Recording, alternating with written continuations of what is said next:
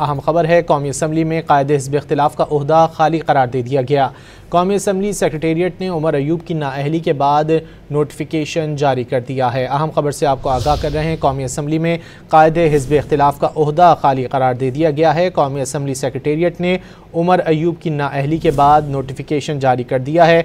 उमर अयूब की नाअहली के बाद अपोजिशन लीडर का चेंबर भी खाली करवा लिया गया है। कौमी असम्बली में कायदे हिज़्ब इख्तिलाफ का ओहदा खाली करार दे दिया गया है।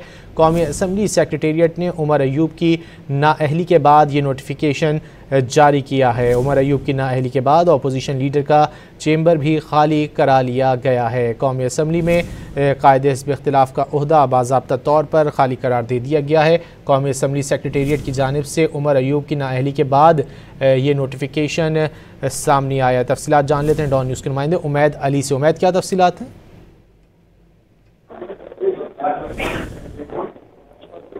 जी उमैद।